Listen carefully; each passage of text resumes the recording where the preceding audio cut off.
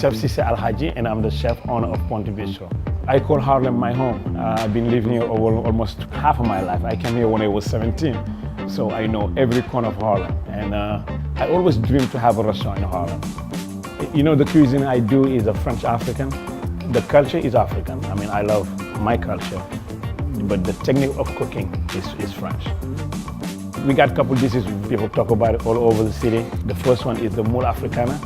It is a mussels with African spice, coconut milk, lemongrass, and it's very flavorful. People love it.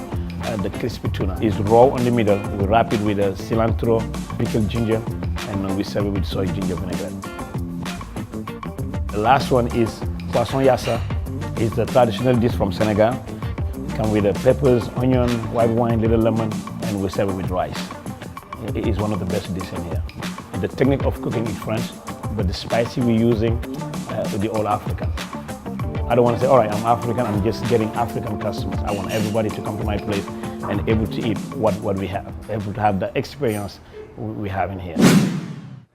Zoma opened up in November of 2006. At that time, there weren't a lot of places to dine in Harlem. We were looking around to see how to add to the neighborhood, and we said, why not an Ethiopian restaurant? Heno Kajela, owner of Zoma Restaurant. The Ethiopian dishes are largely vegetarian, and the others, the meat dishes, are braised dishes. Most Ethiopian food is eaten in a family-style platter and with injera, which is the bread. Two of the popular dishes that we serve here is called a vegetarian combination, and the appetizer is called katanya. The customers in the beginning were just word of mouth, but right now we have, after 11 years, we have a lot of regular customers.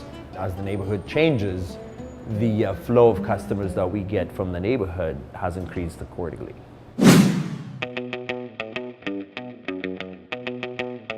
Here in Harlem, we opened about 2015. My wife had a passion of opening restaurants. She kind of put me along with it, was always cooking, had a background and family that have restaurants in Somalia. And the reason we chose Harlem was, and we realized that there's many African cuisines, but what was missing was the Somali cuisine, and the community appreciated it, and you can have it here in New York City.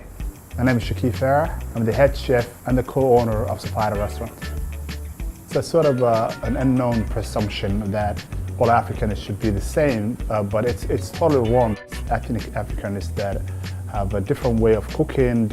Somali cuisine is pretty much a meat-eating society. A very traditional Somali dish, which is called hilib ari, meaning a goat meat, and chicken sukar, which is a stewed chicken sukar, with traditional Somali sabayat, which is a flatbread.